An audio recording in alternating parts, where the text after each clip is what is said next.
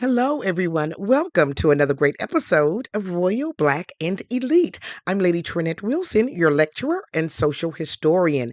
And today I'm really kind of excited to talk about our Black royals. Normally, when we talk about Black royals, we talk about people in history. But there are some modern day Black royals and some living right here in the United States of America. Now, so when you think about maybe some you may know British socialite Emma Thin, who's the Marchioness of Bath. I have her video link right down below. She's beautiful, classy, and living a very soft life. So check her out. Or some of you have may even heard of Meghan Markle, who's the Duchess of Sussex, and she's married to Prince Harry. So there are Black royals living in the country and out of the country.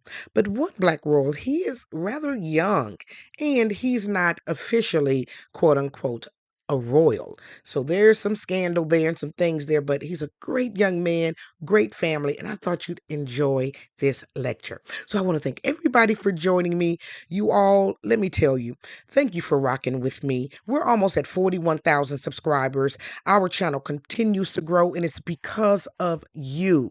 Thank you for looking at all of the videos, liking, sharing, and subscribing. That way YouTube will know that you're interested in these videos. Now, I was in a little trouble, but I think I'm getting out of it. I'm climbing out of the trouble that I was in with them. So I am so excited that you have joined me today. There's so many sensitive things that you can't say on YouTube and so many things that I'm still learning. And you know me, I'm just a social historian and etiquette instructor, also a ghostwriter. So I'm going to be giving you all some tips from ghostwriting side, how to market your books, how to form collaborations and relationships with sponsors to get your book out there. And if you're interested in that, let me know that down below so I can know if it's worth my time putting together the video.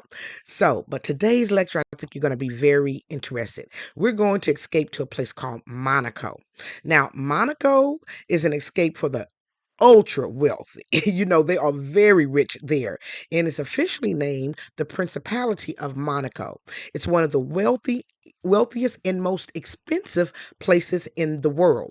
Now, Prince Albert II is the ruling monarch there, and his family, the House of Grimaldi, has been in power since 1927. Now, within this storied family is a young man.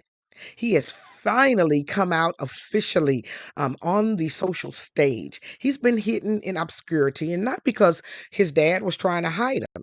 It was because he was being taught and learning culture and so many things. And so now he is, how do kids say, he is popping out outside and he is doing his thing. And I want to introduce you to him. In case you live in New York and you see him, you don't even know that he's royal. And I want to let you know that he is. Now, he is the first son of Prince Albert, and his name is Alexandre Grimaldi. So, thank you all for joining me, and let's get into his life. Well, let's first talk about Monaco and kind of give you some history about that. So, back in the 1950s, there was a very famous actress, and her name was Grace Kelly. Now, Grace Kelly, she left Hollywood and she married this man named Prince Rainier III on April the 18th, 1956. Now, the world could not get enough of this actress turned princess. Now, Prince Albert II is their only son. Years, right? So now Monaco is a microstate and it's located on the French Riviera. Doesn't that sound so fancy? So if you all are in France or want to go to the French Riviera, definitely skip on over to Monaco and check it out. Now they became a wealthy, state by building themselves into a enclave for the rich to escape. There's only 39,000 residents who live there, and 30% of them are millionaires. So that lets you know how rich this place is. Now, the state is the second smallest sovereign state, only after the Vatican. We know about the Vatican. They have plenty money. So they have enough money to isolate themselves. And people always tease and talking about, oh, you can't create a Wakanda. There can't be a Wakanda where there's the Vatican and there's Monaco. So we need to know our history and we need to know these things so that way we understand how we move it in this world and what we can open our minds up to receiving and accepting into our lives. Sometimes we think too small. So I think it's really great to know about this place.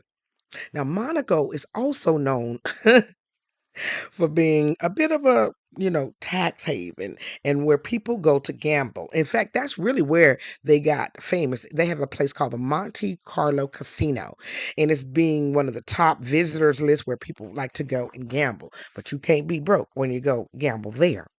Now they're also known for their beautiful weather and it's so mild. So get your money together because to stay there for one night at a 4 star is around $800 to $900 per night. And then to stay at a more nice hotel at a 5 star, it's $2,000 a night.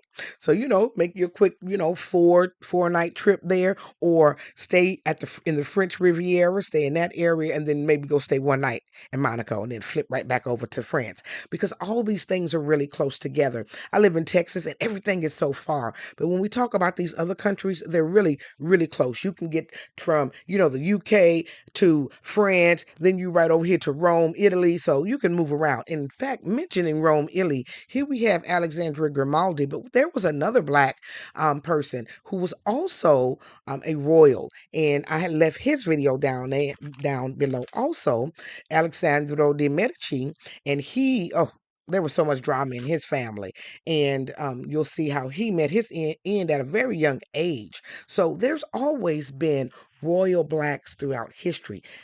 No one just tells their stories, but we here at Royal Black and Elite do. And so you know more than the average person when it comes to Black history. And I just again want to thank you for supporting this channel. Now, Prince Albert II, again, he's sitting at wealth, but the thing is, tongue started wagging because when his oldest son was born, which is Alexandre, he was born out of wedlock. He was in a relationship with a woman named Nicole Custa, and she was a Togolese airline flight attendant. And they were in a 5-year relationship. And if you ask me, they've always been friends. He's married now and he has children with his wife, but he's always taking care of his son and Nicole. So they've maintained a friendly relationship, and Alexandria has always been a part of the family. He never hid him from the very beginning. Now, he was born in Paris on August the 24th, 2003, but he was educated in the UK at a school called English University. He studied business.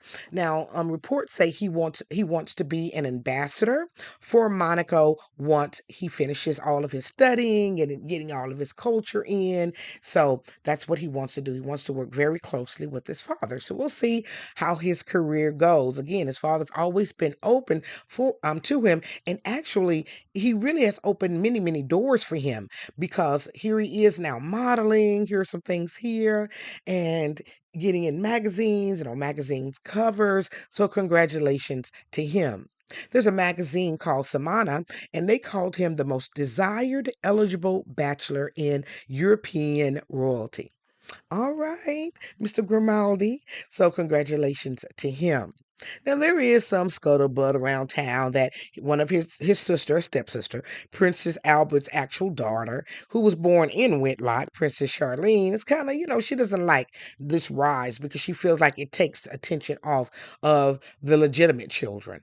But he wasn't married, he wasn't cheating on a wife when Alexandria was born. It wasn't a situation like that. He was just he was dating this woman for 5 years.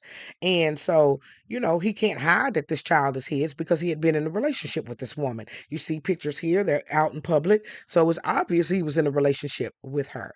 So I have to, congratulate him for not hiding his family and for taking care of his son, trying to start no trouble.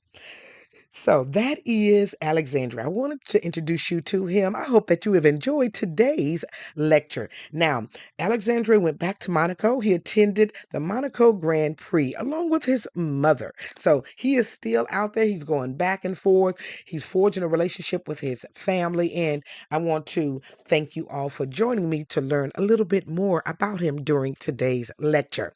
Now, don't forget to like, share, and subscribe. And if you want to continue learning, click down below. Learn about Alessandro and learn about Emma Thin, excuse me. I think you're really going to find them very interesting.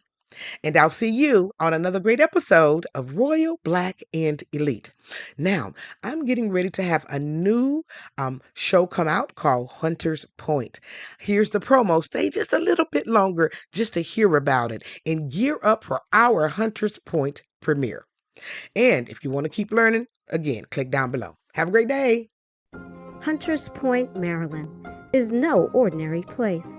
It is a testament, a jewel of Black prosperity. I was apprenticed to the Smithfields 5 long years. Walk faster, baby, before Mr. Pickney changes his mind. You know he's not stable.